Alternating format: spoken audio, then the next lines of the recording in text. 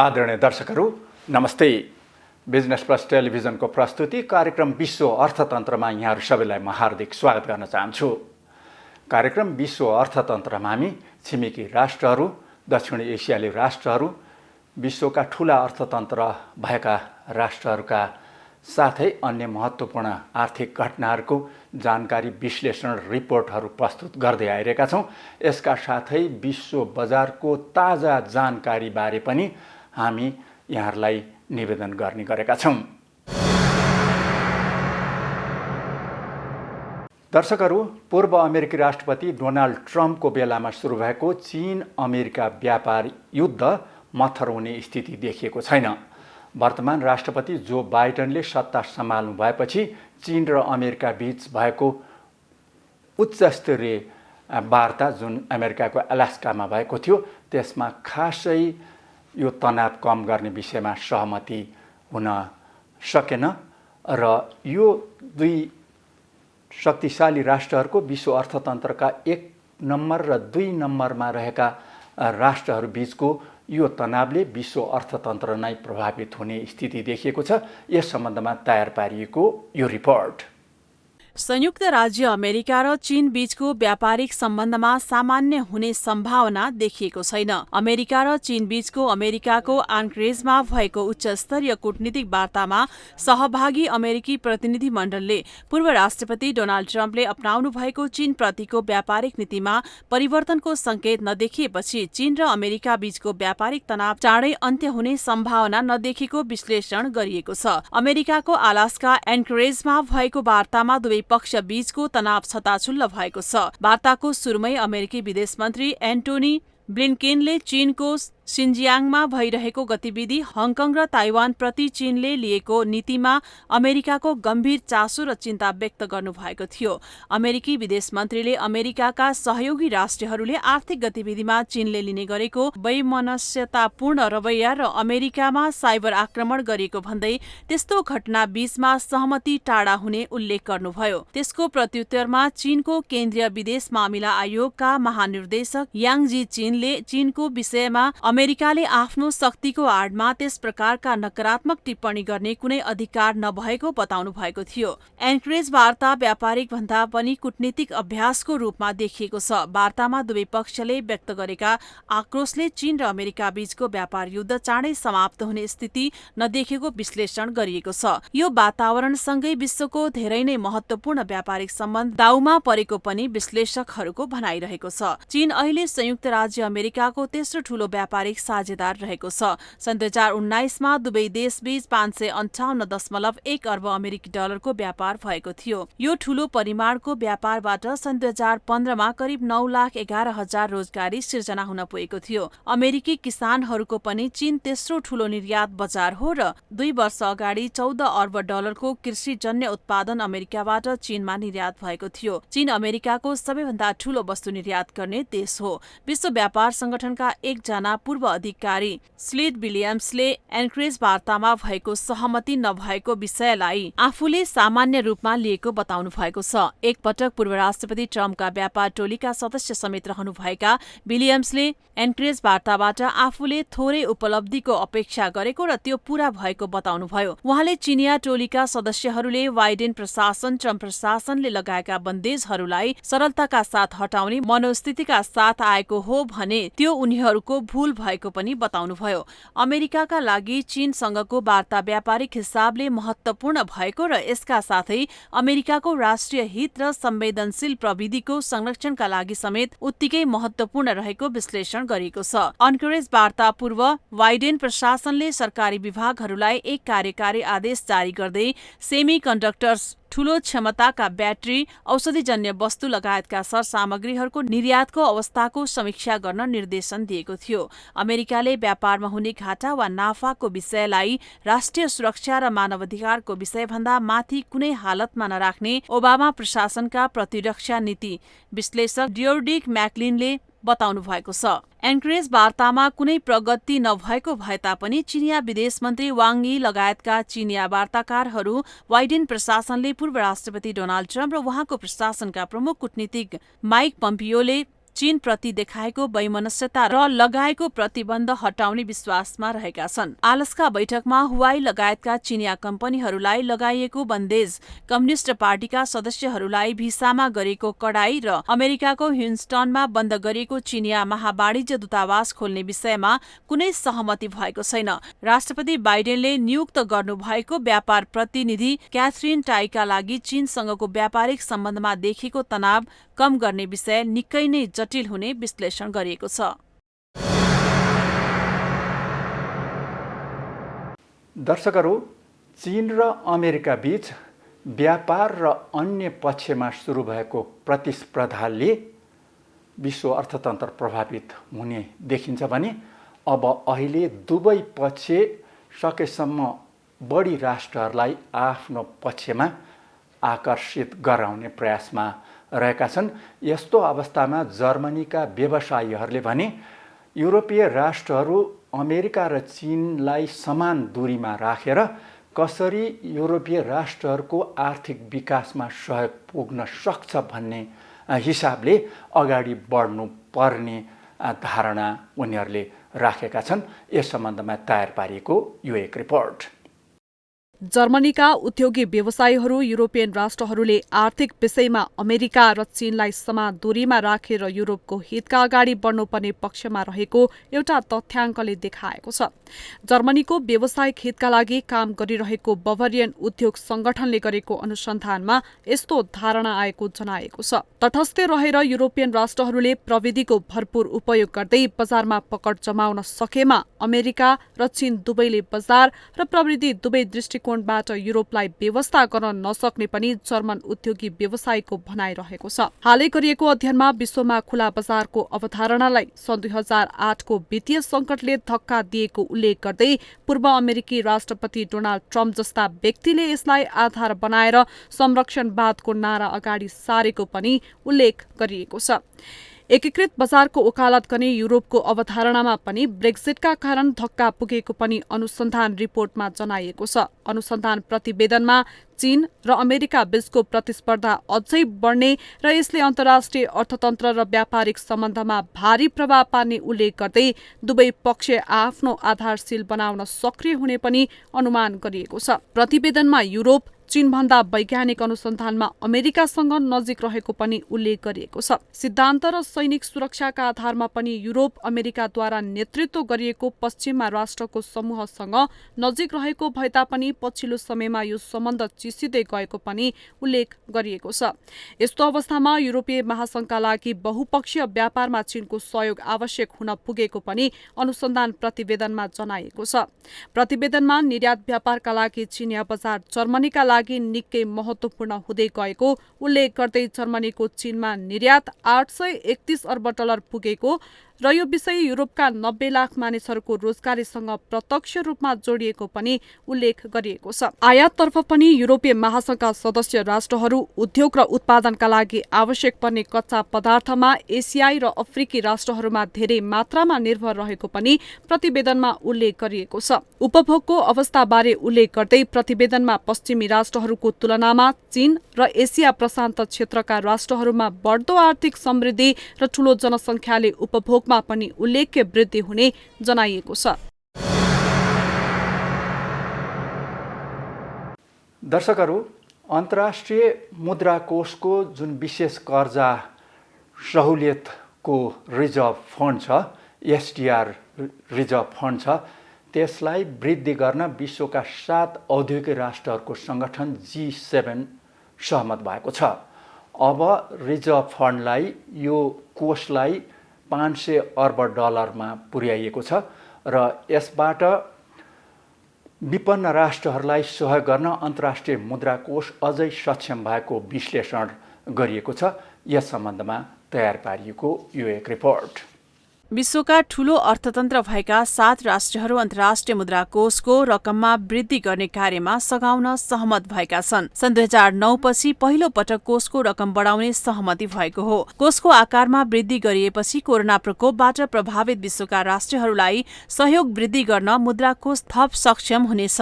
7वटा धनी राष्ट्रहरूको संगठन G7 को अहिले नेतृत्व गरिरहेको बेलायतले सो समूहका अर्थमन्त्रीहरू अन्तर्राष्ट्रिय मुद्रा कोषका सदस्य राष्ट्रहरूले पाउँदै आएको विशेष भुक्तानीको अधिकार SDR को रकममा उल्लेख्य रूपमा वृद्धि गर्न सहमत भएको जनाएको छ। बेलायतका अर्थमन्त्री ऋषि सोनिकले G7 का सदस्य राष्ट्रहरूबीच भएको सहमतिले विश्वका कम आय भएका देशहरूलाई सहयोग गरेर कोरोनाको प्रकोपबाट बाहिर निस्कने प्रयासमा सबैलाई समान अवसर प्रदान गर्ने बाटो खुलेको बताउनु भएको छ। 7 औद्योगिक राष्ट्रहरूको बैठकलाई उपलब्धिपूर्ण भएको बताउँदै अन्तर्राष्ट्रिय मुद्रा कोषकी प्रबन्ध निर्देशक क्रिस्टानिला गिरियागिरिभाले कोषको रिजर्भ बढाउने निर्णयको स्वागत गर्नुभएको छ। गत वर्ष अन्तर्राष्ट्रिय मुद्रा कोषले विशेष कर्जा सुविधाको रकमलाई 293 अर्ब अमेरिकी डलरबाट 500 अर्ब डलर पुर्याउन चाहेको थियो। विशेष कर्जा सुविधाको रकमलाई वृद्धि गर्ने विषयमा सन् 2008 को विश्वव्यापी वित्तीय सङ्कटपछि नै सहमति भएको थियो। गत वर्ष कोषको आकारमा वृद्धि गर्ने विषयलाई तत्कालीन अमेरिकी राष्ट्रपति डोनाल्ड ट्रम्पले विरोध गर्नुभएको थियो। यसपटक भने नवनियुक्त अमेरिकी अर्थमन्त्री जेनेट एलिनले विशेष सहुलियत कर्जा कोषको रकममा वृद्धि गर्न सहमति जनाउँदै सो कोषको परिचालनलाई पारदर्शी बनाउनु पर्नेमा जोड दिनु भएको छ। G7 को बैठकमा कोषको रकमलाई अझै वृद्धि गरेर 650 अर्ब डलरसम्म पुर्याउने विषयमा समेत छलफल भएको जनाइएको छ। अमेरिकी राष्ट्रका रिपब्लिकन सदस्यहरूले भने कोषको रकम साँच्चै आवश्यक परेका राष्ट्रहरूमा नपुग्ने तर चीन, इरान जस्ता राष्ट्रहरूले भने खुला रूपमा यसको उपयोग गर्ने गरेको भन्दै कोषको रकममा वृद्धि गर्ने निर्णयको विरोध गरेका छन्। रिपब्लिकन दलका वरिष्ठ सदस्य फ्रेन्च हिलले अर्थमन्त्री येलिनलाई एक पत्र लेख्दै अन्तर्राष्ट्रिय मुद्रा कोषको विशेष कर्जा सुविधा कोषको आकार बढाउनु भनेको विश्वका निरङ्कुश तानाशाहहरूको पहुँच कोषमा बढाउनु हुने भन्दै कोषमा रकम वृद्धि नगर्न आग्रह गर्नुभएको थियो। अन्तर्राष्ट्रिय मुद्रा कोषको विशेष कर्जा सुविधा कोषको रकम वृद्धि गर्नका लागि 7 औद्योगिक राष्ट्रहरू G7 बाहेकका सदस्य राष्ट्रहरूको समर्थन पनि जरुरी रहनेछ। आगामी अप्रिल महिनामा हुने अन्तर्राष्ट्रिय मुद्रा कोषको बैठक पूर्व नै चीन लगायतका राष्ट्रहरूले पनि यो विषयमा समर्थनको जरुरी रहनेछ। ऋणको साख निर्धारण गर्ने अन्तर्राष्ट्रिय संस्था फिचले कोषको रकममा वृद्धि गरी 500 अर्ब डलर पुर्याएपछि विभिन्न देशलाई तत्कालको बाह्य वित्तीय व्यवस्थापनमा सहयोग पुग्ने जनाएको छ। सो संस्थाले वृद्धि गरेको रकम भने अझै अपर्याप्त नै रहेको पनि जनाएको छ। बेलायतका अर्थमन्त्रीले अन्तर्राष्ट्रिय मुद्रा कोषको विशेष कर्जा सुविधामा वृद्धि गरिएपछि विश्वका विपन्न राष्ट्रहरूलाई कोभिड विरुद्धको खोप खरिद, खाद्यान्न आपूर्ति लगायतका अत्यावश्यक क्षेत्रका लागि रकम जोहो गर्न मद्दत पुग्ने बताउनु भएको छ। गरिबी विरुद्धको सहुलियतले G7 का सदस्य राष्ट्रहरूको कोषमा रकम वृद्धि गर्ने निर्णयको स्वागत गर्दै धनी राष्ट्रहरूले आफ्नो सुविधाको रकम समेत विपन्न राष्ट्रहरूले प्रयोग गर्न सक्ने वातावरण बनाउनु पर्नेमा जोड दिएको छ। आदरणीय दर्शकहरू, विश्व व्यापारका क्षेत्रमा अहिले देखिएको तनावका साथै अन्तर्राष्ट्रिय मुद्रा कोषले SDR रिजर्भ फन्डमा विशेष सहुलियत कर्जा फन्डमा जुन रकममा वृद्धि गर्ने विश्वका 7 औद्योगिक राष्ट्रहरूले सहमति गरेका छन्, त्यसले पार्ने प्रभावका बारेमा हामीले अर्थविद नरबहादुर थापासँग संक्षेप कुराकानी गरेका छौँ। थापाजी, जुन अहिले यो अन्तर्राष्ट्रिय व्यापारको क्षेत्रमा तनाव देखिएको छ, चीन अमेरिका बीच तनाव देखिएको छ र अब युरोप र चीन बीच पनि व्यापारको क्षेत्रमा तनाव देखिएको छ, यसले विश्व अर्थतन्त्रमा व्यापारको क्षेत्रमा विश्वव्यापी रूपमा कस्तो प्रभाव पार्ने देखिन्छ? अहिले तनाव चाहिँ अमेरिका र चीन, युरोप र चीन बीच मात्र होइन कि बेलायत र युरोप बीच पनि यो चाहिँ तनावको स्थिति छ।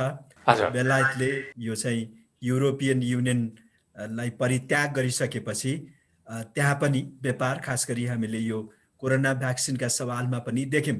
र अहिले कोभिड महामारीको अवस्थामा अन्तर्राष्ट्रिय व्यापार चाहिँ स्मुथ भइदिएको भए नेपाल जस्तो देशलाई अलि सहज हुन्थ्यो भन्ने एकातिर त छ। तर अब यो चाहिँ ग्लोबल पोलिटिक्स पनि सँगसँगै गइराखेको र चीन र अमेरिका बीचको यो चाहिँ प्रविधिमा खास गरी यो टेक्नोलोजीमा जुन किसिमको चाहिँ एउटा वारको स्थिति छ त्यसले अलिकति हलचल चाहिँ निप्त्याएको अवस्था चाहिँ पक्कै पनि हो र यो क्रममा चाहिँ नेपाल जस्तो लो इन्कम कन्ट्रिजलाई चाहिँ अलिकति प्रभाव पर्ने, आपूर्तिमा समस्या आउने र जुन प्रतिस्पर्धाले जुन हिसाब किताबको सस्तोमा सामान, कच्चा पदार्थ, मसिनरी चाहिँ आउन सक्थ्यो र यो इन्टरनेसनल ट्रेडमा देखेको टेन्सनले अलिकति त्यो चाहिँ लागत घट्ने हुनुपर्नेमा चाहिँ त्यहाँ अलिकति समस्या आएर नेपाल जस्तो देशलाई चाहिँ लागतमा खास गरी, आपूर्तिमा खास गरी समस्या चाहिँ हुन सक्छ। हामीले अहिले चाहिँ कोभिडमा पनि देखिरहेछौँ नि, कोभिडको सन्दर्भमा यो भ्याक्सिनको कुरा, आपूर्तिको सम्बन्धमा अहिले अब सुरुमा भ्याक्सिन चाहिँ सजिलै उपलब्ध हुन्छ भन्ने जस्तो थियो। एक चरणको चाहिँ त खोप पनि लगाइयो, अब दोस्रो चरणको खोप लगाउन अहिले आपूर्तिको चाहिँ समस्या नेपालले बेहोरी राखेको दृष्टान्त हामी सामु त छँदैछ नि। हजुर, अब यो भर्खरै विश्वका 7 औद्योगिक राष्ट्रहरू, प्रमुख औद्योगिक राष्ट्रहरूको जुन बैठक भएको थियो त्यसमा अन्तर्राष्ट्रिय मुद्रा कोषको जुन एसडीआर रिजर्भ छ, विशेष कर्जा, एक किसिमको तत्कालीन कर्जा लिने जुन सुविधा कोष छ त्यसलाई बढाएर $500 अर्ब बनाएको छ। यसले खास गरी नेपाल जस्ता अलिक कम विकसित राष्ट्रहरूका लागि लाभ पुग्ने भनेर बेलायतका अर्थमन्त्रीले नि बताउनु भएको छ। औद्योगिक राष्ट्रहरूको जुन सङ्गठन G7 को सङ्गठन छ त्यसको अध्यक्षता अहिले बेलायतले गरिराखेको छ। यसको नेपालमा यो एसडीआर रिजर्भमा भएको बढोत्तरीले नेपाल जस्तो राष्ट्रलाई कस्तो प्रभाव पर्न सक्छ थापाज्यू? यसले चाहिँ सकारात्मक प्रभाव चाहिँ पार्छ र यो एसडीआर र आइएमएफ को चाहिँ रिसोर्समा अभिवृद्धि गर्दा साथमा आइएमएफ को चाहिँ लेन्डिङ गर्ने, कर्जा दिने क्षमता चाहिँ बढ्ने हुन्छ र अर्कोतर्फ चाहिँ नेपाल जस्तो अल्पविकसित देशको लागि आइएमएफले चाहिँ यो चाहिँ आरसीएफ, एससीएफ र इसीएफ गरेर 3 किसिमका चाहिँ कर्जा सुविधा चाहिँ उपलब्ध गर्ने रणनीति व्यवस्था गरेको चाहिँ छ। भूकम्पको समय र त्यसपछि यो कोभिडको भन्दा अगाडि हामीले 2 पटक गरेर यो आरसीएफ ऱ्यापिड यो चाहिँ क्रेडिट फेसिलिटी सुविधा लिइसकेका अवस्था चाहिँ छ। अहिले नेपालले यो चाहिँ आइएमएफसँग इसीएफ एक्सटेन्डेड क्रेडिट फेसिलिटी लिने चाहिँ निगोसिएसनमा रहेको अवस्था चाहिँ छ र नेपाल जस्तो देशले आइएमएफबाट प्राप्त गर्ने कर्जा सुविधा सहुलियतपूर्ण हुने, ब्याज चाहिँ अत्यन्त न्यून हुने, कतिपय अवस्थामा माफी हुने र यो भुक्तानी अवधि पनि तपाईको 5 वर्षपछि सुरु हुने, 5 वर्षको चाहिँ ग्रेस पिरियड प्राप्त हुने र 10 वर्षपछि तिर्दा पनि हुने किसिमको चाहिँ यो सुविधा हो। हस् थापाज्यू, यहाँको महत्त्वपूर्ण समय र विचारका लागि धेरै धन्यवाद। अब एकैछिन विश्राम, त्यसपछि अरू जानकारीहरू लिएर उपस्थित हुनेछौँ।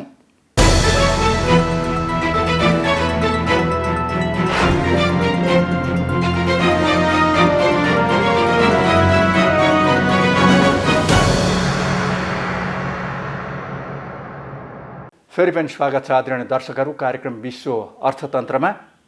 दर्शकहरू, अहिले विश्वमा कोरोना विरुद्धको खोप अभियान जारी रहे तापनि यो पर्याप्त हुन सकेको छैन। अहिले फेरि भारत, अमेरिका, युरोपीय राष्ट्रहरूमा कोरोनाको प्रकोप बढ्न थालेको छ र यो बढ्दै गएको प्रकोपले विश्व अर्थतन्त्र प्रभावित हुने विश्लेषण गरिएको छ र भारतको सम्बन्धमा जुन सन् 2021-22 को आर्थिक वर्षमा 12% आर्थिक वृद्धिको प्रक्षेपण गरिएको थियो त्यसमा पनि गिरावट आउने प्रक्षेपण गरिएको छ। यस सम्बन्धमा तयार पारिएको यो एक रिपोर्ट।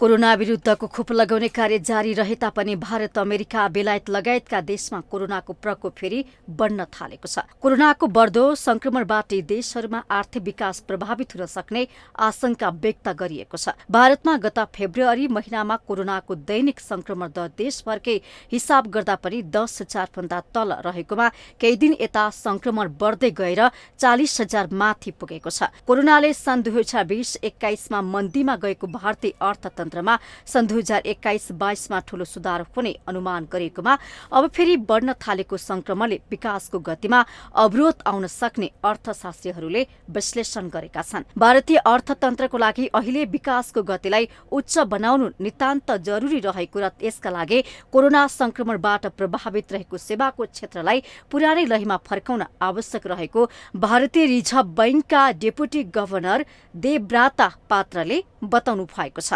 उहाँले दोस्रो चरणको संक्रमण बढ्दै गएकोमा भारतीय अर्थतन्त्रले ठूलो मूल्य चुकाउनु पर्ने पनि बताउनु भएको छ। भारतको केन्द्रीय बैंकले आगामी अप्रिलदेखि जुनसम्मको त्रैमासिकमा भारतको आर्थिक विकास दर निकै माथि हुने अनुमान गरेको थियो, तर संक्रमणको कारण पहिले गरिएको प्रक्षेपणमा कटौती गर्नुपर्ने अवस्था आउन सक्ने पनि उल्लेख गरेको छ। भारतका वरिष्ठ अर्थशास्त्री कौशिका दासले अर्थतन्त्रलाई गति दिने भारतको प्रयासमा पछिल्लो समयमा बढेको संक्रमणले गम्भीर चुनौती थपेको उल्लेख गर्नु भएको छ। कोरोना संक्रमण बढ्दै गए तापनि युरोपियन राष्ट्रहरूले जस्तो भारतले लकडाउन गर्ने सम्भावना भने नरहेको बताइएको छ। गत वर्ष एकाएक गरिएको लकडाउनबाट भारतीय अर्थतन्त्रलाई भारी नोक्सान भएको थियो भने मानिसहरू, खास गरी आप्रवासी कामदारहरूले ठूलो कष्ट भोग्नु परेको थियो। कोरोना संक्रमण बढेसँगै भारतले खोप अभियानलाई पनि जारी राखेको छ। अहिलेसम्म 4,50,00,000 मानिसलाई खोप लगाइसकिएको छ। पछिल्लो समयमा भारतीय अर्थतन्त्रमा 14.5% योगदान गर्ने महाराष्ट्र राज्यमा संक्रमण बढेको कारण विभिन्न स्थानमा लकडाउन गरिएको छ, जसले गर्दा बेरोजगारी दर अझै बढ्न सक्ने खतरा रहेको छ।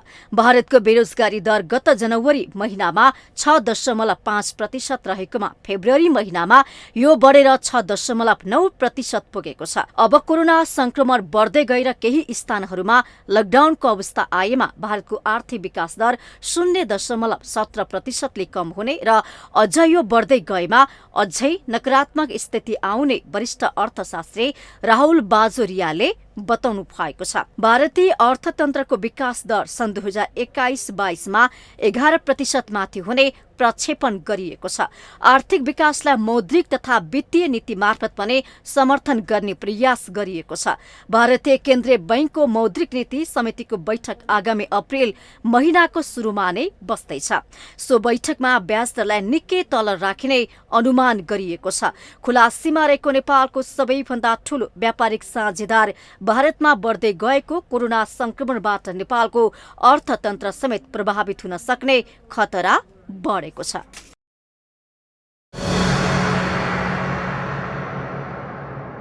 दर्शकहरू, अमेरिकामा राष्ट्रपति जो बाइडेनले कोरोनाबाट समस्यामा परेको व्यवसाय र सर्वसाधारणलाई समेत राहत पुर्याउने उद्देश्यले 1900 अर्ब डलरको राहत प्याकेजको घोषणापछि अब पूर्वाधारहरूको विकासका लागि 3000 अर्ब डलरको रकम लगानी गर्ने प्रयासलाई अगाडि बढाउनु भएको छ।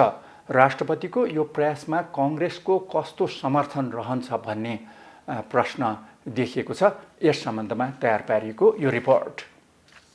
अमेरिकी राष्ट्रपति जो बाइडेनको प्रशासन अमेरिकाको पूर्वाधार विकासमा 3000 अर्ब डलर लगानी गर्ने तयारीमा रहेको जनाएको छ। यो योजनालाई अमेरिकी कांग्रेसको समर्थन जुटाउन भने निकै कठिन हुने पनि विश्लेषकहरूले बताएका छन्। कोरोना प्रभावित उद्योग व्यवसाय र सर्वसाधारणलाई राहत पुर्याउन ल्याएको 1900 अर्ब डलरको प्याकेजपछि बाइडेन प्रशासनले पूर्वाधारको विकासका लागि अर्को ठूलो पूर्वाधार विकास विधेयक ल्याउने तयारी गरेको जनाएको छ। गत जनवरी महिनामा सत्ता सम्हाल्नुभएका राष्ट्रपति बाइडेन विश्वको सबैभन्दा ठूलो अर्थतन्त्र भएको अमेरिकाको पूर्वाधार विकासका साथै रोजगारी सृजनाका लागि ठूलो लगानी गर्नुपर्ने पक्षमा रहनु भएको छ। 3000 अर्ब डलरको पूर्वाधार विधेयकलाई 2 भाग गरेर अमेरिकी संसदमा पठाएर भए पनि पास गराउने पक्षमा उहाँ रहनु भएको जनाइएको छ। रोयटर समाचार समितिले उच्चस्तरीय सूत्रको उल्लेख गर्दै राष्ट्रपति बाइडेनका सल्लाहकारहरू पूर्वाधार विकासका लागि 3000 अर्ब डलर लगानी लगायत अन्य प्राथमिकताका क्षेत्रका बारेमा राष्ट्रपतिसँग गहन छलफलमा जुटेको जनाएको छ। न्यूयोर्क टाइम्सले राष्ट्रपतिका सल्लाहकारहरू अर्थतन्त्रको विकास, कार्बन उत्सर्जन कम गर्ने अभियान र आर्थिक असमानता हटाउने पक्षमा ठूलो लगानी गर्न राष्ट्रपतिलाई कार्यक्रम पेश गर्ने तयारीमा जुटेका छन् र यसको सुरुवात पूर्वाधारमा ठूलो लगानीको प्याकेजबाट गर्न लागि जनाएको छ। यसैबीच वाशिंगटन पोस्ट र न्यूयोर्क टाइम्सले 3000 अर्बको पूर्वाधार विकास प्याकेजलाई 2 भागमा विभाजन गरी एउटामा पूर्वाधारको विकास र अर्कोमा राष्ट्रिय बालबालिका स्याहार कार्यक्रम र सामुदायिक कलेजहरूमा निशुल्क शिक्षाको व्यवस्था गर्ने तयारी भइरहेको जनाएका छन्। राष्ट्रपति जो बाइडेनले गत जनवरी महिनामा दिनुभएको भाषणमा अमेरिकाका करदाताहरूले तिरेको रकम अमेरिकाको पुनर्निर्माणमा सदुपयोग गर्ने, अमेरिकी वस्तुहरूको प्रयोग गरी अमेरिकी उत्पादनमा जोड दिने, रोजगारी सृजना गर्ने र प्रतिस्पर्धाको क्षमता अभिवृद्धि गर्ने बताउनु भएको थियो। राष्ट्रपतिले योजना गर्नुभएको बृहत लगानीको विधेयक अमेरिकी कांग्रेसबाट पारित हुन पनि निकै कठिन हुने विश्लेषण गरिएको छ। अमेरिकी सञ्चार माध्यमहरूले 3000 अर्ब डलरको कार्यक्रमलाई 2 भागमा बाँडेर पूर्वाधारको विकासका साथै 400 अर्ब डलर जलवायु परिवर्तन विरुद्धको कार्यक्रममा 200 अर्ब डलर आवास पूर्वाधारमा खर्च गरिने जनाएका छन्। यसैगरी 100 अर्ब डलर कम आय भएकाहरूको आवास निर्माणमा र 60 अर्ब डलर हरित पारवहन नेटवर्क्स विकासमा खर्च गरिने प्रावधान राखिने पनि सञ्चार माध्यमहरूको अनुमान छ। यसअगाडि नै भारी रकम खर्च गर्ने गरी विभिन्न विधेयकहरू स्वीकृति भइसकेको परिप्रेक्ष्यमा अब हुने ठूलो खर्चका लागि राष्ट्रपतिले कहाँबाट रकम जुटाउनु हुने हो भन्ने प्रश्न भएको छैन। तर व्यापारिक प्रतिष्ठान र बढी कमाउनेहरूलाई थप कर लगाउने सम्भावना रहेको जनाइएको छ। अब विश्वको तेल बजार, बहुमूल्य धातु, सुन, चाँदी, तामाको बजार, यसैगरी खाद्य बजार र विश्वका प्रमुख शेयर इन्डेक्सहरूका उत्तार चढाउलाई लिएर तयार पारिएको एक रिपोर्ट। अन्तर्राष्ट्रिय बजारमा यो हप्ताको सुरुदेखि नै तेलको मूल्यमा चाप परेको थियो। मंगलबार भने तेलको मूल्यमा 4% भन्दा बढीले गिरावट आएर ब्रेन्ट $61.92 झरेको थियो र यसैगरी अमेरिकी क्रूड पनि 4.13%ले घटेर प्रति ब्यारेल $59.02 कारोबार भएको थियो।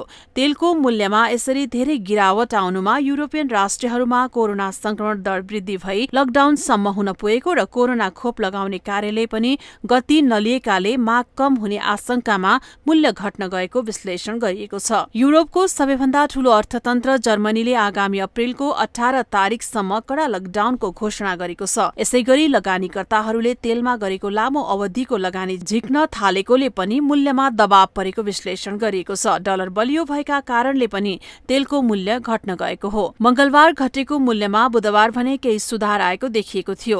बिहीबार र शुक्रबार भने तेलको मूल्यमा वृद्धि भएर प्रति ब्यारेल $62 भन्दा माथि पुगेको छ। तेलको मूल्य वृद्धि हुनुको पछाडि स्वेज नहरमा मालवाहक जहाज अलपत्र परेपछि बन्द भएको र यो बन्द अरू केही दिन पनि जारी रहने आशंकाले भएको विश्लेषण गरिएको छ। सुन चाँदी बजारको कुरा गर्दा अन्तर्राष्ट्रिय बजारमा बहुमूल्य धातु सुनको मूल्य केही घटेको छ। गत हप्ताको अन्त्यमा सुन प्रति आउन्स $1742 कारोबार भएकोमा यो हप्ता यसमा गिरावट आएर $1720 को हाराहारीमा कारोबार भइरहेको छ। कोरोना संक्रमणमा भएको वृद्धिले सुन बजारलाई छोएको छैन। चाँदीको मूल्यमा सामान्य गिरावट आएर प्रति आउन्स $25 को हाराहारीमा कारोबार भइरहेको छ। तामाको मूल्यमा पनि सामान्य उतार चढाव आएर प्रति पाउन्ड $4 कै हाराहारीमा कारोबार भइरहेको छ। खाद्यान्नतर्फ अन्तर्राष्ट्रिय बजारमा प्रमुख खाद्यान्नको मूल्यमा खासै ठूलो अन्तर देखिएको छैन। अस्ट्रेलियामा उत्पादन प्रशस्त भएपछि विश्व बजारमा गहुँको स्टक पर्याप्त रहेको तथ्याङ्क सार्वजनिक गरिएको छ। मार्च महिनामा गहुँको मूल्य प्रति टन $13 हाराहारीमा घटेर प्रति टन $300 हाराहारीमा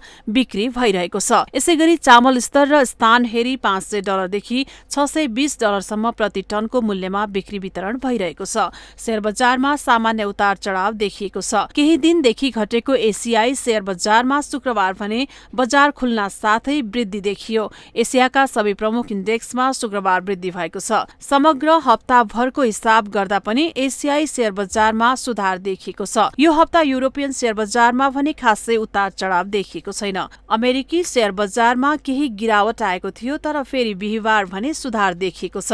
नास्डाक, S&P र डाउ जोन्स तीनवटै इन्डेक्स बिहिबार बढेका छन्। समग्र हप्ताभरको हिसाब गर्दा भने अमेरिकी शेयर बजारमा नास्डाक र डाउ जोन्समा केही सामान्य गिरावट आएको छ भने S&P केही बढेको छ।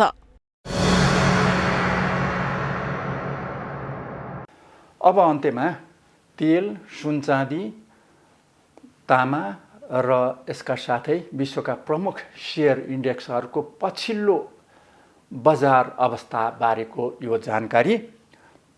अन्तर्राष्ट्रिय बजारमा तेलको मूल्यमा खासै उतार चढाव देखिएको छैन। सप्ताहको मध्यमा तेलको मूल्यमा ठुलै गिरावट आएको थियो, 4% भन्दा बढीको गिरावट आएको थियो। तर बिहिबार र शुक्रबार यसमा केही सुधार भएर अहिले ब्रेन्ट प्रति ब्यारेल $63.20 मा कारोबार भइरहेको छ। यसैगरी सुनको मूल्यमा पनि गत हप्ताको तुलनामा सामान्य गिरावट आएको देखिएको छ र अहिले सुन प्रति आउन्स अन्तर्राष्ट्रिय बजारमा $1725 को हाराहारीमा कारोबार भइरहेको छ। यसैगरी चाँदीको मूल्यमा पनि खासै उतार चढाव आएको छैन र अहिले चाँदी $25.10 प्रति आउन्समा कारोबार भइरहेको छ। यसैगरी तामाको मूल्यमा पनि सामान्य गिरावट आएर प्रति पाउन्ड $4 को हिसाबले कारोबार भइरहेको छ। विश्वका प्रमुख शेयर इन्डेक्सहरूमा यो हप्ताको सुरुमा विश्वका प्राय सबै शेयर इन्डेक्सहरूमा सामान्य गिरावट आएको थियो। तर सप्ताहको अन्त्यमा खास गरी बिहिबार र शुक्रबार यसमा सुधार देखिएको छ र हप्ताभरिको हिसाब गर्दा शेयर इन्डेक्सहरूको स्थिति गत हप्ताको तुलनामा उस्तै स्थितिमा रहेको देखिएको छ। एसियाई बजारमा भारतको सेन्सेक्स उतार चढावका बीच शुक्रबार 49,106 अङ्कमा पुगेको छ। यसगरी निफ्टीमा पनि उतार चढावकै बीच 14,543 अङ्कमा पुगेको छ। चीनको साङ्घाई कम्पोजिट इन्डेक्स केही बढेर 3,418 अङ्कमा पुगेको छ। जापानी शेयर इन्डेक्स निकीमा शुक्रबार 446 अङ्कले बढेर 29,176 अङ्कमा बन्द भएको छ। हङकङको हाङसेङ शुक्रबार 426 अङ्कले बढेर 28,336 अङ्कमा बन्द भएको छ। कोरियाको कोस्पीमा खासै परिवर्तन नभइकन 3,041 अङ्कमा बन्द भएको छ। युरोपीय शेयर इन्डेक्समा पनि यो हप्ता खासै उतार चढाव देखिएको छैन। जर्मनीको डेक्समा खासै परिवर्तन नभई 14,740 अङ्कमा पुगेको छ भने फ्रान्सको CACमा खासै परिवर्तन भएको छैन र 6,000 अङ्कमा रोकिएको छ। यसगरी बेलायतको फिट्से सामान्य घटेर 6,730 अङ्कमा पुगेको छ। अमेरिकी शेयर इन्डेक्समा नास्डाक केही घटेर 13,000 मा पुगेको छ। डाउ जोन्समा पनि केही गिरावट आएको छ र डाउ जोन्स 32,719 अङ्कमा पुगेको छ। S&Pमा खासै उतार चढाव देखिएको छैन र S&P 3,909 अङ्कमा पुगेको छ। हस्त आदरणीय दर्शकहरू, बिजनेस प्लस टेलिभिजनको प्रस्तुति कार्यक्रम विश्व अर्थतन्त्र आजलाई यही नै सकियो। अर्को हप्ता विश्व अर्थतन्त्रमा भएका महत्त्वपूर्ण घटनाहरू, बजारको स्थितिको पछिल्लो जानकारी लगायत अर्थतन्त्रका महत्त्वपूर्ण विषयहरूलाई लिएर उपस्थित हुनेछौँ। आजलाई भने हामीहरूलाई आज्ञा दिनुहोस्। नमस्ते।